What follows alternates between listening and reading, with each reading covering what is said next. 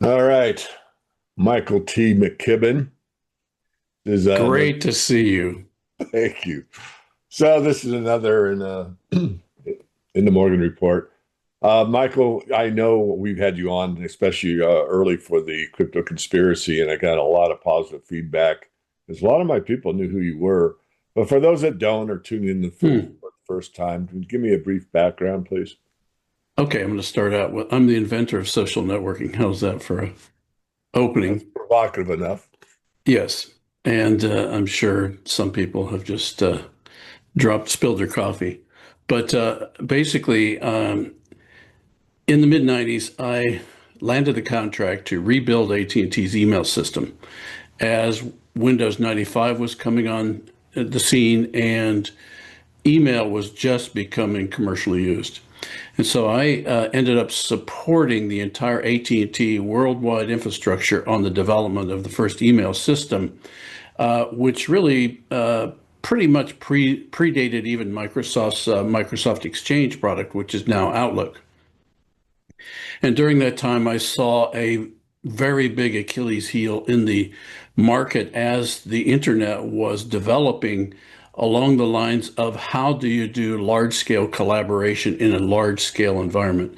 And I could see that the entire tech world, and I'm talking about Microsoft, GroupWise, Oracle, AT&T, who am I missing? AOL. They all were going down a path called groupware. And we discovered that there was an Achilles heel in groupware as it pertained to a large scale mass collaboration product. It was okay with one company, even one large company, but it failed in looking at how do a million people attack or view one site at a time and without the whole internet coming to a grinding halt. So we went underground in my development operation. I formed a company called Leader Technologies, and we said, we're not coming out of here until we figure out how to do collaboration using the internet. And as we were doing that, we were watching, as we predicted, all the major players were going down that path over there. We were going down this path over here. And so we decided we're not telling anybody what we're doing. And we went underground, figuratively speaking, until we figured out how to do collaboration in a large scale environment. And in 1999, in December, we had the magic aha moment, and we discovered why the groupware approach that the whole technology market was in love with at that point, how they were going to fail. And so we put our heads down, and for the next 3 years, 3 or 4 years, we developed what now the market calls groupware, or not groupware, but social networking. And that wasn't even a term back when we invented it. And so that is something we filed patents on.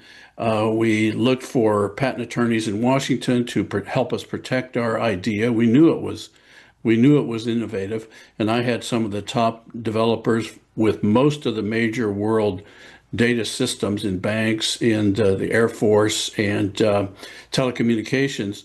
And so I knew we had a team that was as good as anybody at Bell Labs, for example, or Microsoft. And so we invented what is called social networking. Then we went to Washington and began looking for a patent attorney worthy of this project.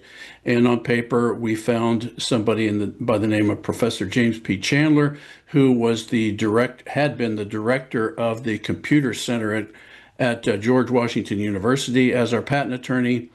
And on paper, he was the best we could find. To cut a long story short, that was the good news. The bad news is we've discovered in the last 4 or 5 years that he was also the secret representative for intellectual property for the British Pilgrim Society and its minions in the United States, including its minions in the NSA, in the CIA, in the FBI, all major corporations that are aligned with the government on the back end were also his clients. And so what we, to our shock, a decade later discovered, he himself was the individual who leaked our source code to the IBM Eclipse Foundation, which then turned around and distributed our technology in 2004 to everybody, basically, to the entire Silicon Valley, to the military establishment, to telecommunications, to all the major media outlets. And so in 2004, our product came on the market, but it wasn't from our selling effort. Yeah. And so you wind the story to now that everybody knows what we invented, and it doesn't seem that innovative now. But at the time, it was truly innovative, and we ended up getting three patents on the technology: one for the basic platform, one for apps, and one for its use in the wireless technology. And we were awarded our first patent in 2006. We then sought a national law firm to strategize with us on which infringer do we go at first, because everybody was infringing, and we chose Facebook. So in 2008, we sued Facebook for patent infringement on 11 claims of our 35 claims in the first patent. And that the reason you do that is you don't need to use all of your claims in a patent to start a lawsuit. So we picked the top 11. We went to trial in 2010. We had a split verdict. The verdict was by a jury, after a battle of experts on both sides, that Facebook was indeed infringing our patent on all 11 claims. And then we watched the court system rally the troops around Facebook anyway, and made up a story that, this may sound humorous, but that we tried to sell our own patent too soon. Well, That I'm going we, to interject there, Michael, and not to cut you off, but you already hit the hot spot. The reason I've invited you on for this podcast is to talk about a quote unquote open secret or secret society called the Pilgrim Society.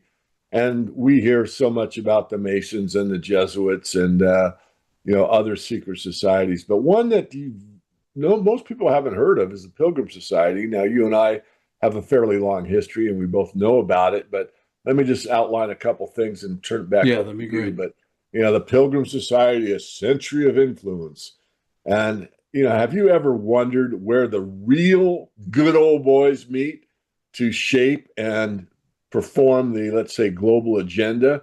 Briefly define the Pilgrim Society as the least discussed elite group in the Anglo-American Empire and mention its founding year, 1902. So back to you, a brief outline of them. And we already know what they're capable of doing with what, let's say, unfortunately took place with leader technologies. Okay, let me give you a conclusion, and then I'll Sure, you step back. close. Our conclusion is, when the answer to the question that has been plaguing the alternative media for years is, who is really driving the bus in the United States? And what we discovered, not because we were looking for that answer, but we were looking for who stole our patent in the end. We know the attorney that did, but he was not driving the bus. And we then looked at, when did they do it, how did they do it, and who was involved. That was our quest that we started after the Supreme Court would not protect us on our patent.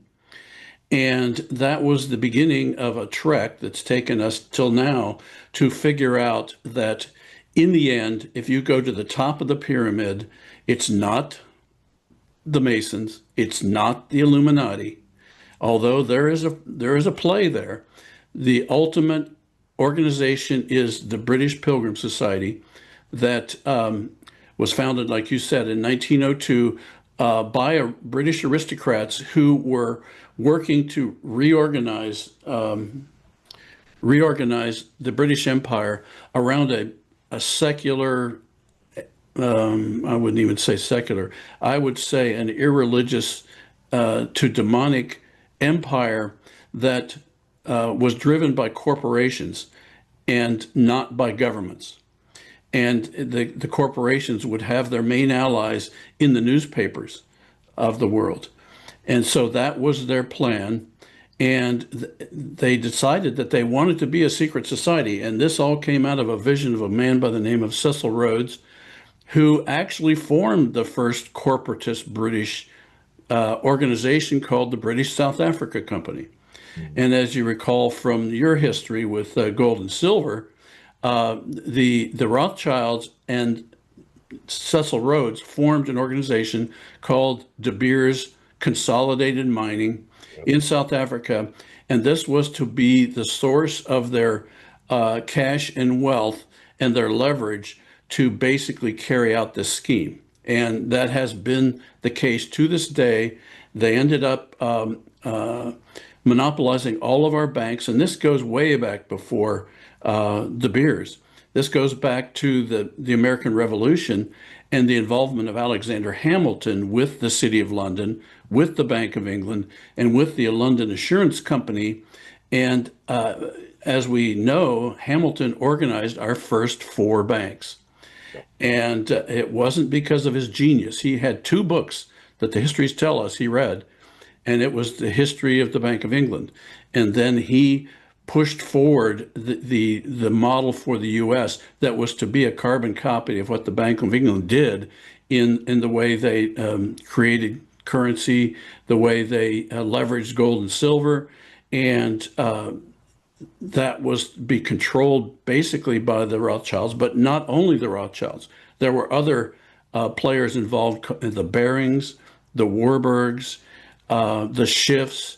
There were a number of banks involved, but the Rothschilds were really behind the scenes driving this bus. And so the Rothschilds were quite involved in the formation of the Pilgrim Society in 1902. And then Cecil Rhodes died in 1902 unexpectedly at a young age. And therefore, the Rothschilds took over things like the Rhodes Scholarships. Because in Rhodes's world, the Oxford University was going to be the place where they trained their future personnel for the Pilgrim Society. He decided specifically that he wanted it to be a secret society, and he liked many of the secrecy practices of the Jesuits. He liked many of the secrecy practices of the Masons, and before them, or not before them, but some of the things that were developed called the Illuminati, which never really organized as a society, but it was used by the Rothschilds so that they could get status to become get honors in the United Kingdom, become knights, become lords, become barons. They developed the Illuminati to qualify themselves for those positions. I'll just interject here for a moment. So just to kind of outline what you said, I mean, it's highly exclusive, invitation only. And some of the past members are U.S. presidents from Theodore Roosevelt pretty much onward, all the British prime ministers, all the prominent banks on both sides of the pond in the U.S. and throughout Europe. Corporate and media magnates are also participants. And the meetings are private, and there's no official minutes. And it is the absolute pinnacle of what we'll call, in polite terms, discretion. You want to call secret society, you're probably on point. And the relationship that they have overlaps, but not direct connections to the Council on Foreign Relations, the Royal Institute of Affairs, which is Chatham House Rules, the Bilderberg Group, and the British Advisory and U.S. Power Elite. So just to get a firm grasp, people, that this is, again, something that very many people don't really even know of the Pilgrim Society yet. And I agree with Michael, whether it's the tippy top of the pyramid or not, I'm not going to commit that far, but it's darn close, if not the top. I'll put it in those terms. And it's, to me, I think the battle that's going on, I'm going to go a little off course here, and we could come back. It looks to me as if there's either a contrived good guy, bad guy, or a real good guy, bad guy. I haven't made up my mind yet, because after reading 1984 and almost having it realized, we're just doing these perpetual wars just to keep things going. Or is there a real breakaway saying, I'm sick and tired of the Anglo-American Empire, which is what we're discussing, and we, the BRICS, want to get away from you guys. Now, is that true? Is it true or false? It's true that they're formed and it's happening. Is it really that they want to break away. And I'll add one more thing, give it back to you, Michael. After looking at ISO 222, it looks like the tip of the pyramid is still there, meaning that the way that this new structure in the new financial system is going to be orchestrated all goes through this mandate ISO 222. They don't care if you're BRICS or Pilgrim. They're gonna take care of the money problem anyway. So I would love your opinion on it, and thank you for coming on, because I really get excited because not only are you brilliant in my opinion, but you have a deep understanding of what I call street smarts, because you got beat up so darn bad that you had to learn it kind of, let me just put it in polite terms, the hard way. Anyway, Yeah, say. right. I didn't choose this path. It chose me. And when the Supreme Court didn't protect us, I had to decide whether I was just going to tuck my tail between my legs and go away, or figure out what was going on. And being a civil engineer, I like to solve problems. And so we started looking at how do we solve this problem, and we discovered the Pilgrim Society. We weren't looking for it. Yeah. We discovered that the Rothschilds were in the executive committee of the Pilgrim Society. But one of the things, in hindsight, now that we've probably seen the edges of what's going on in this world now, and we can define them. And so when you say, I don't know if I'm ready to say that the Pilgrims are at the top of this, I get it. I understand, because it's just too hard to believe for most people.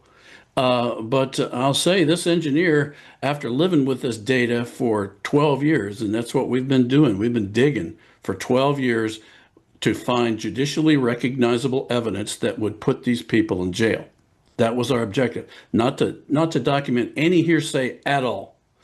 So what we determined is that the reason we haven't heard of them is because these people they've taken over media, they've taken over the spying business, and they have had unlimited funds to ply their efforts exactly the way they wanted to, and they could crush anybody that would even get close to them in terms of disclosure. So that's why we haven't heard of them. They control the media. So if any news ever comes out, it's crushed at the editor level in a city. So it never gets to the public consciousness. What we're seeing now is the public consciousness, with the data that we discovered 6-7 years ago, is now just becoming aware of what we discovered long ago. And I'm not one of those guys who said it's all the Rothschilds. I've never been that. In fact, I didn't care. But what we have discovered is that when you as a family are given unlimited access to the governance of whole countries, and you control their financing, you have a lot of power. And so why wars all the time? Because that's a part of the old economic system. Whenever the usury bubble bursts, in order to maintain control, they've got to change the game. And a war is a beautiful way to do it, because it deflates the values in the country that you're tearing apart. And then you fund your buddies to go back in and build it back up, like we did in the Marshall Plan. And that Marshall Plan was a huge Pilgrim Society scam. I mean, most people don't realize that in 1942, Franklin Roosevelt, a Pilgrim, declared that over 50,000 patents from inventors in Axis countries would be confiscated by the United States and given to U.S. corporations. That is a fact. We show the original documents on our website.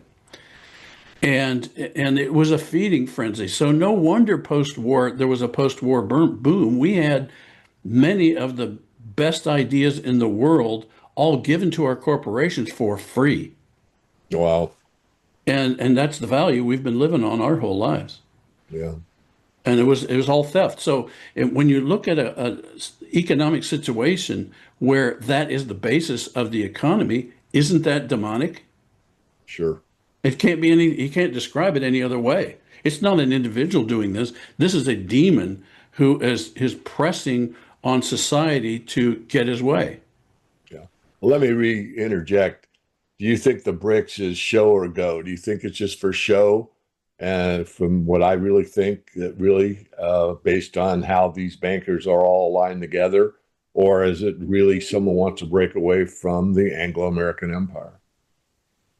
Well, I think that people would love to break away. There are people, but when you've got 120 years of machinations that have embedded yourselves in all phases of our commerce and economy and their banking, you can't unseat that easily. And Right. I think this is why they were so freaked out when Trump came on the scene. Because, I mean, there is some indication that Trump was aware of the Pilgrim Society. Certainly, JFK's father was. JFK, John Kennedy, or what was his name? What was JFK's father's Joseph. name? Joseph. Joseph Kennedy was a U.S. ambassador to the U.S. There's a clue. He was a pilgrim. And it looks like he could not even stop the assassination as a pilgrim because JFK specifically warned. He said he warned us of secret societies. Who was he talking about? Well, of course it was the Pilgrim Society because he knew a lot about it. His dad told him. And then he said, I'm going to break the CIA into 10,000 pieces. Well, he knew that the CIA was an outgrowth of the Five Eyes agreement, a secret intelligence agreement that we formed with the British, or the British forced down our throats, more likely, in 1946. So anything that the CIA did was taking orders from the City of London. He knew that too. So he had to go. Yeah. Let me push back a little bit, playing devil's advocate. You know, I'm on your side, but just for Go what the ahead. audience is going to say. Oh, come on, you guys. Oh, those guys. You know how it goes. So the criticism or controversy. I mean, we see it as an elite steering committee, basically making policy, owning the media. Allegations, which I believe are true, is they have extreme influence over foreign policy. They're advancing the banking and corporate control, which really, I laugh about. I have to digress slightly here, Michael, but people think the president, he's the most powerful person on the planet. Are you kidding?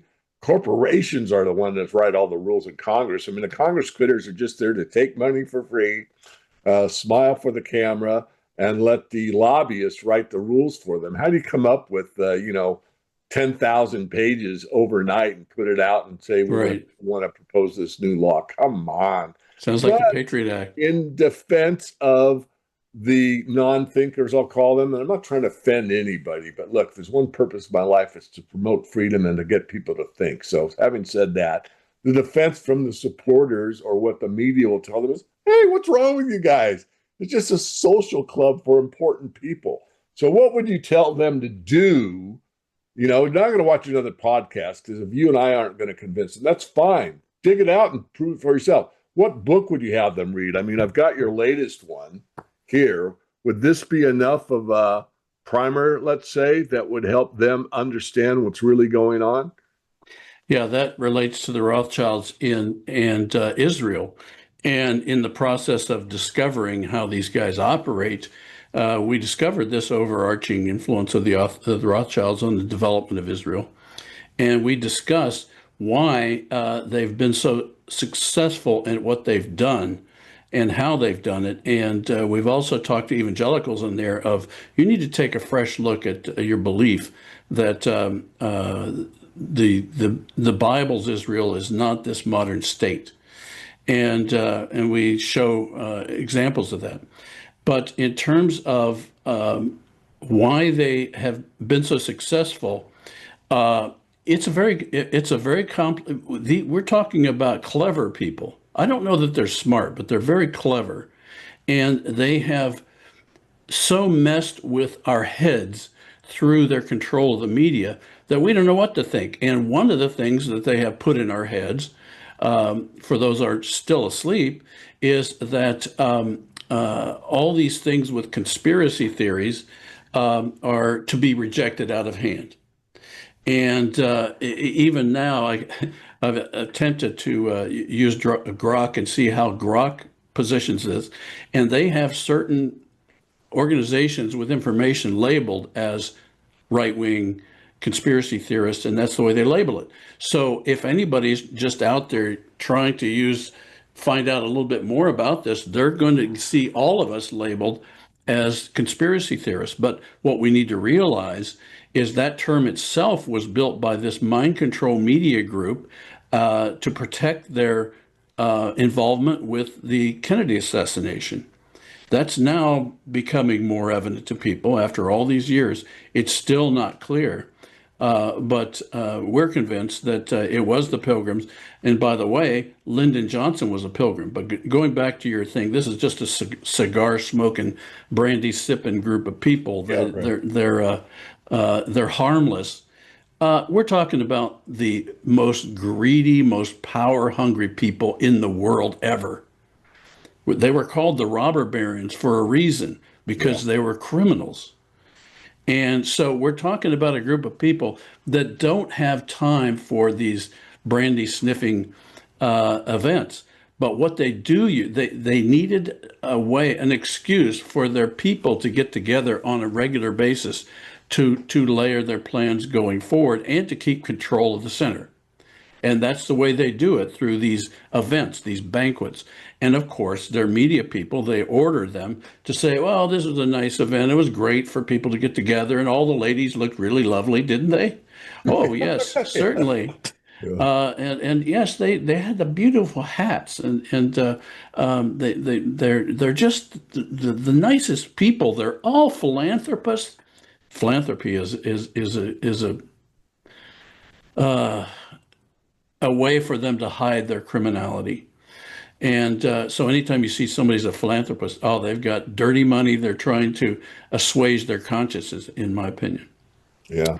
So the idea of getting together is a key issue for them. They're all over the world. There aren't that many of them. There are a couple thousand, 3, 4,000, and they're all over the world. So how do they get together? Well, they have these nice banquets, and everybody comes and they get all dressed up. That's for the public consumption. The average tabloid reader, they're all fascinated by those kinds of events by the uber wealthy. But in fact, these people are sitting there recruiting people, organizing their events, agreeing on their strategies. And when you say, is there a group at the top? I mean, some people say there's a committee of 300. If you've ever organized anything in your life, can you ever imagine having 300 people having a say in what happens in any organization? I mean, churches have a hard time with their parish councils. Yeah. So it just doesn't happen. I was a management consultant. I worked with teams of large organizations, and trying to help them come together in their strategy for their corporate environment. And I can tell you for sure, not even 12 people is too many for any kind of organization to keep a unity. So within the structure of the Pilgrim Society, there is a small group called the Executive Committee. The current commander, basically, of the executive committee of the Pilgrim Society is, I think he's a Viscount now, Viscount Jacques Stirrup, who was the defense, the chief of defense for the British Army. He's the one running the show. I can guarantee you, he is the guy you need to look at. Was Warren Buffett in the Pilgrim Society? I've never seen his name. Okay, just curious. Never seen his name. It wouldn't surprise me, because we don't have their records were kept secret, have been kept secret until recently. We've started seeing them talk about who their members are. They put up a list in London of prominent members of the Pilgrim Society, and it is a who's who of people that you and I know from our upbringing. We're talking Johnson. We're talking Walter Cronkite. I mean, and there's I won't go through the list because it's basically everybody you know. Sure.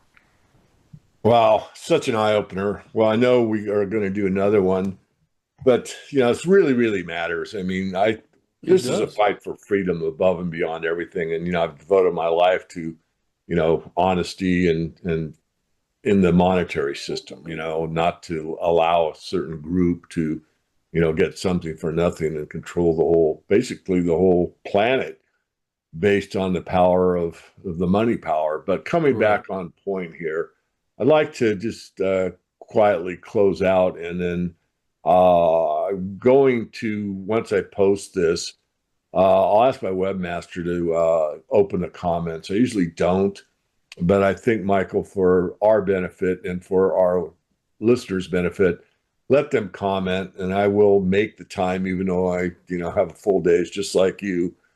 I'll curate the comments and see what we come up with. If it's substantive, which I believe it will be, then I think we should have another visit, another podcast, and go through, let's say the most Yeah, that'd be a good. That's a good idea. misunderstandings or clarifications or concerns or whatever. Because you know there are people out there that think, and I've never said I know everything. I'm gonna learn it all. No one can learn it all, but I just happened to stumble upon the Pilgrim Society very early on. There was a gentleman named Charles Savoy that brought it to my attention when I Yes. started the Silver Investor. I rebranded the Morgan Report well over a decade ago because we do a lot more than the silver market. But he brought the pill, and I was like, God, and I didn't think I knew everything, but I thought in my look down the rabbit hole, and I'd gotten pretty deep, that I would have thought of it or heard of it or known about it or whatever. No, that was the first time I heard of it. That was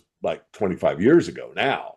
But still, Right. there are people now that are in the alt media, we'll call it, that probably are hearing the Pilgrim Society for the first time. So I would say the Pilgrim Society is not a conspiracy theory. A conspiracy theory is something you got to think about. The word was brought up under the Kennedy assassination, and it's a mind control mechanism, in my view, where if you hear that, you Right. automatically dismiss any other thinking. What you really should do is say, is it true or is it false? Make it an absolute. It's either true or Right. it's false. So if it's a Correct. conspiracy theory, you've got to determine for yourself on your own to determine the amount of data, facts that you need to prove or disprove it. And it's a documented elite institution. We know it exists. We know who's been in it. They publish their members at times, and it's got Or they leak out. They've yeah, been leaking out lately. right. And it's basically the most powerful figures on the planet. And Yes. final question is, if the most powerful people of the elites in finance, politics, and media have been meeting behind closed doors for over 120 years, shouldn't we at least keep asking questions? Yeah. Most people would assume anything that old probably is faded in its importance. But we've got some other factors involved with the way these guys operate. And one of them is they pass their activities in their family. And so most of these are bloodlines of people that go way back. And so consequently, that's how they keep control is they, I mean, Jeffrey Epstein's a good example currently of how part of the way they keep control of their system is they use blackmail. They're experts at blackmail. They know how to do it. They've been doing it, I'm going to say 4,000 years. So they know how to use money to get what they want most of the time. And then when that doesn't work, they have more, they take people out. They either marginalize them without killing them, or they eventually take them out. I mean, how is it that modern banking has so many banker suicides who jump off of tall buildings? I mean, that's ridiculous. It's because they For they sure. they they they got into trouble for some reason, and that's how they keep their secrets. And so when you say conspiracy theory, there's an adjective and then there's a noun. And these are conspiracies. These aren't, there's That's nothing, right. That's right. Yeah. these are conspiracies, and we have to use the word. You know, a new word has developed in recent time, collusion, Hmm. because people didn't want to say conspiracy. So I may have had something to do with that, but I didn't want to use the word conspiracy theory because it wasn't. But now I think we're back. We have to be back to these are people who conspire behind the scenes to take down and control humanity. And why are they like that? Well, there's a spiritual warfare going on here, and we can't deny that if we're going to get to the root of this problem. And that's what we're about, is letting people know that this exists. And so everything I have talked about, I can give you empirical proof of what I said. And that has been one of my objectives, is to get past the epithets and the rumors and all this kind of stuff and actually look at, okay, were the Khazarians real? What's their role? Were the Rothschilds real? What's their role? And we've been piecing this very large jigsaw puzzle for a long time, and it really goes back more than 120 years. We're talking about the origins of usury as the basis for their activity. And as long as we have usury, we're going to have wars, because that's the way they keep their banks going. So for people that do want to follow through, where do they find more information? And by the way, I'll just do a public declaration that thank you for our friendship and saved me a lot of time, because, you know, being on your mailing list and seeing some of the stuff, like there were a couple, honestly, I can't cite them for you, but it's like, wait a minute, I'm not sure about that. You've given me 3 links. I'm in the second link, and holy crap, he's right. I mean, there's enough evidence for me to be Hey, totally satisfied. I'm a civil engineer. I don't play games with hearsay. Yeah, I know that. I just don't. Now where, I'll read it and I'll examine it to see if there's any validity to it. yeah, But in the end, my conclusions are more, here are the facts. You decide. right. Yeah, I love that. So how do people learn more from you? Where do they go? Okay, there's 2 sites where we publish a lot of this investigation. They're both we call them truth history sites. One is aimfortruth.org. That's AIM number 4 truth.org. And the other is americansforinnovation.com. That's one word, Americans plural, number 4 innovation.com. Very good, Michael. I'm going to wrap it up here. I will Great to look talk at to the you. comments. So I'm sure I have another chat, and one that I'm working on, and I will get to it. One of my friends wrote, "Eat the Bankers." Not most interesting, but it's a guy, Sinclair No is his name. He was a financial podcaster before we used the word podcaster. He was the master of ceremonies a couple of times at a couple of the major wealth protection conferences that I was keynote at. But Eat the Bankers gives a strong case on usury and why it is so detrimental. I have not finished reading the book. I'll look you in the eye. I want to finish that. I think we'll have a private off-record conversation, but I think I would really like to do a podcast on that. So anyway, Okay. just a heads up for people that follow far enough to make a determination of what's really going on. And Yes. thank you for your time. Thank you for your You're website, welcome. and we will meet again. Okay, David.